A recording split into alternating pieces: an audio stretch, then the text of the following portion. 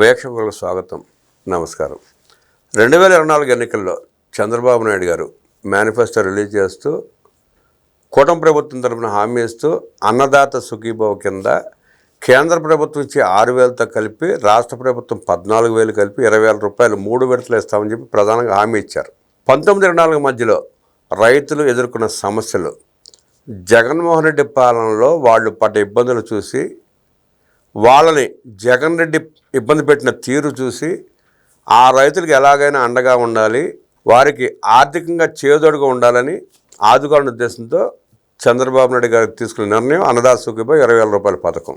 ఆ ఇచ్చిన హామీల్లో భాగంగా తొలి విడత 7,000 రూపాయలు, కేంద్ర ప్రభుత్వం 2,000 రూపాయలు, రాష్ట్ర ప్రభుత్వం 5,000 రూపాయలు కలిపి 2 మాసాల క్రితం ఇచ్చిన సంగతి చూసాం, తెలిసిన విషయమే.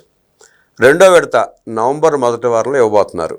కేంద్ర ప్రభుత్వం 2,000 రూపాయలు, రాష్ట్ర ప్రభుత్వం 5,000 రూపాయలు కలిపి 7,000 రూపాయలు రైతుల ఖాతాలో జమ చేయనున్నారు. సుమారుగా 45 లక్షల మంది రైతుల కళలో మరోసారి ఆనందం చూడబోతున్నారు. నవంబర్ అంటే దాళ్వ, ఆకుమళ్ళు, సార్వ, కోతలు, నూర్పిళ్ళు, తుది దశ పంటకు చేరే ప్రాంతాలు అనేకం. రాష్ట్రంలో వివిధ జిల్లాలో ఒక రకంగా ఉంటుంది. సార్వా పంట ఒక్కొక్క జిల్లాలో ఒక్కోసారి వేస్తూ ఉంటారు. నవంబర్ నుంచి జనవరి 15 లోపు కోతలకు వస్తూ ఉంటాయి రకరకాల తేదీల్లో.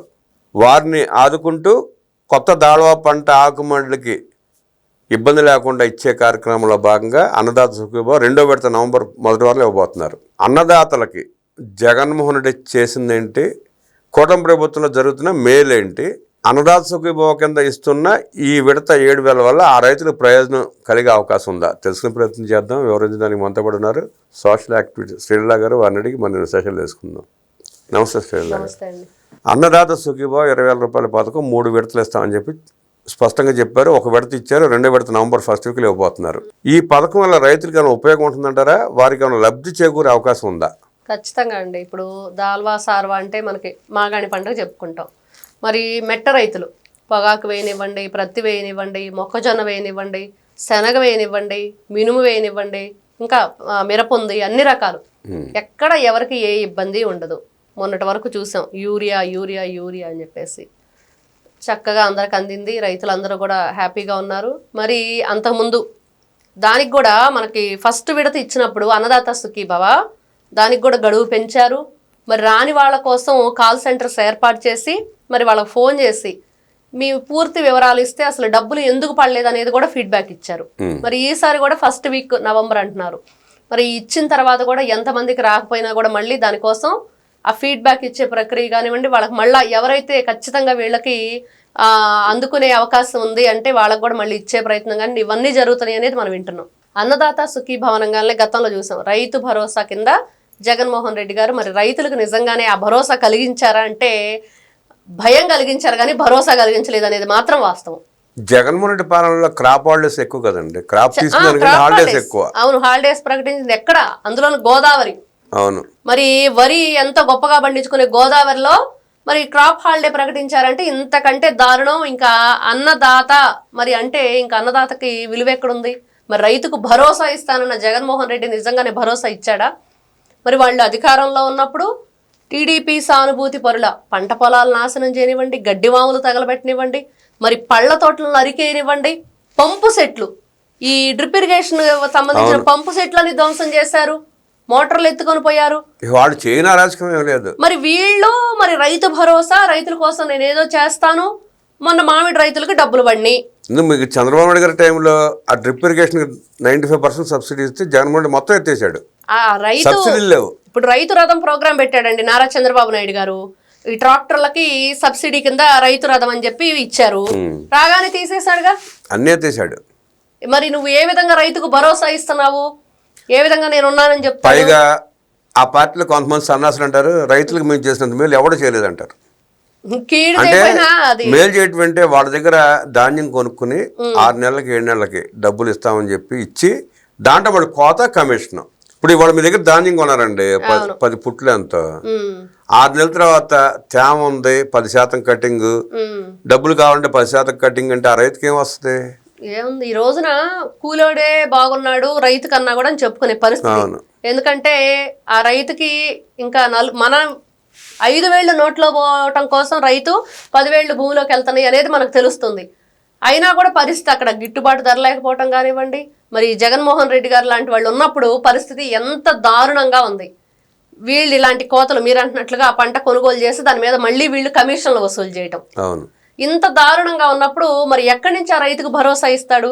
మరి ఆ రోజున వరదలు చూసాం, రైతుల దగ్గరికి వెళ్ళి ఏం చేశాడు? పెద్ద డయాస్ వేసుకున్నాడు, పైన ఇట్లాంటి డేరాలు కట్టించుకున్నాడు, మరి వెళ్ళి ఏదో మొక్క పట్టుకున్నట్లుగా ఫోజులు ఇచ్చి వెళ్ళిపోయాడు.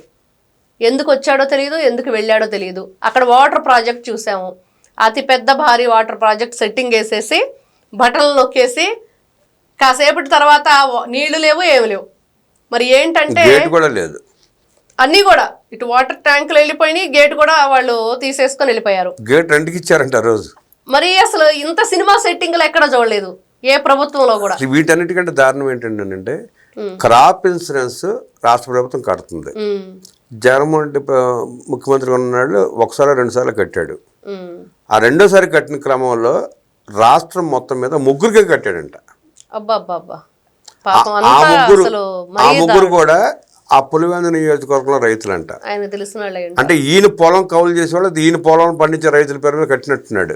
అంతే మిగతా మొత్తం క్రాప్ ఇన్సూరెన్స్ ఎగ్గొట్టారు ఆ సంవత్సరం. మరి ఈయన మనం చూస్తే బంగారుపాళ్యం వెళ్ళారు, మామిడి పళ్ళని ఏ విధంగా తొక్కిచ్చాడో చూసాం. అంతకుముందు చూస్తే వాటర్ ప్రాజెక్టులకు సంబంధించి ఎక్కడ గేట్లు గ్రీజు కూడా లేకుండా మరి కొట్టుకుపోయి అన్నమయ్య ప్రాజెక్టు కానివ్వండి, గుండ్లకమ్మ కానివ్వండి, ఇవన్నీ ఎన్ని రకాల విపత్తులకు సంబంధించినవి వీళ్ళ వల్ల చూసాము. సిగ్గు లేకుండా రైతుల గురించి మాట్లాడతారు. నేను రోజా చెప్పిద్ది, నేను మరి ఎక్స్లో పోస్ట్ పెట్టాను, ట్వీట్ చేశాను, అందుకని డబ్బులు వచ్చినాయి అని. మామిడి రైతులకు డబ్బులు వేసింది ఈవిడ, ట్వీట్ చేస్తే ఇచ్చారంట.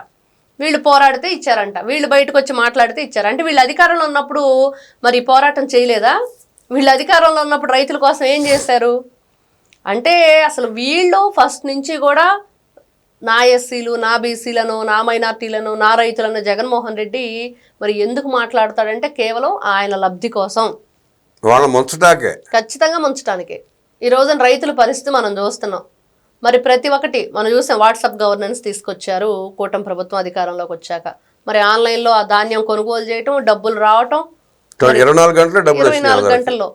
మరి ఇంతకంటే ఇంకా గొప్పగా ఇంకా వాళ్ళకి ఎక్కడ దొరుకుతుందో అవకాశం? వీళ్ళలాగా ఎవరు మధ్యలో కమిషన్లు కొట్టేసే వాళ్ళు లేరు. మరి లేకపోతే దాంట్లో ఏదో లోటుపాట్లు చూపించి ధర తగ్గించి కొనుగోలు చేయటం. జగన్మోహన్ రెడ్డి కొన్నాడు కదండి మిర్చి, కొన్నాడు 7,000 కొన్నాడు, 15,000 అమ్ముకున్నాడు. మరి ఇంతకంటే మద్దతు ధర 7,000 ముందు రోజు ప్రకటించి కావాలని మార్కెట్ రేట్ ఉంది 14,000 15,000 ఉంది, అది బయటకు రాకుండా 7,000 ప్రకటించి ఆ 7,000కి తన తొత్తుల చేత కొనిపించి మర్నాడే 15,000 అమ్ముకున్న సన్నాసులు వీళ్ళు. అది ఇంత జగన్మోహన్ రెడ్డి అంత దుర్మార్గుడు. మరి రైతుల దగ్గర కూడా ఎక్కడ ఎవరిని కూడా వదిలిపెట్టలా. ఈ రోజు చూస్తే ఏదో మైనింగ్ అనో లేకపోతే వైన్ అనో శాండ్ అనో ల్యాండ్ అనో చూస్తున్నాం, ఇక్కడ రైతులను కూడా వదిలిపెట్టిన పరిస్థితి. ఇంతకంటే ఘోరం. ఈ రోజున అన్నదాత సుఖీభవ కానివ్వండి, అమ్మఒడి కానివ్వండి, మరి తల్లికి వందనం, అన్నదాత సుఖీభవ, ఫ్రీ బస్సు. మరి ఈ రోజున చూస్తున్నాం ఎక్కడైనా సరే ఇంటికి గ్యాస్ సిలిండర్లు, ప్రతి ఇంటికి 3 గ్యాస్ సిలిండర్లు. మరి చెప్పని హామీలు ఎన్నో నెరవేర్చారు. ఈ రోజున పెన్షన్ ఇచ్చే రోజున నారా చంద్రబాబు నాయుడు గారు స్వయంగా వాళ్ళ ఇళ్ళకి వెళ్ళటం కానివ్వండి, వాళ్ళ మంచి చెడ్డ కనుక్కోవటం, వాళ్ళకి ఇల్లు కావాలా లేకపోతే వాళ్ళకి ఏదైనా బిజినెస్ చేసుకోవటానికి ఈ ఏదైతే డైరీ ఫామ్ లాంటివి పెట్టించాలా, కార్లు కావాలా, డ్రైవింగ్ వచ్చిన వాళ్ళకి, మరి ఆటోలు కావాలా, ఇవన్నీ కూడా ఇప్పిస్తున్నారు. మరి నాయకుడు అంటే ఎలా ఉండాలి, నాయకుడి లక్షణాలు ఎలా ఉండాలి, ఆ హుందాతనం జగన్మోహన్ రెడ్డికి ఇంకొక 100 జన్మలు ఎత్తినా కూడా రాదు. ప్రతి ఒక్కరి కష్టాలు తెలుసుకునేవారు. మరి ఈ రోజున కూటమి ప్రభుత్వం అధికారంలో ఉంది, ప్రతి ఒక్కరికి మంచి జరుగుతుంది.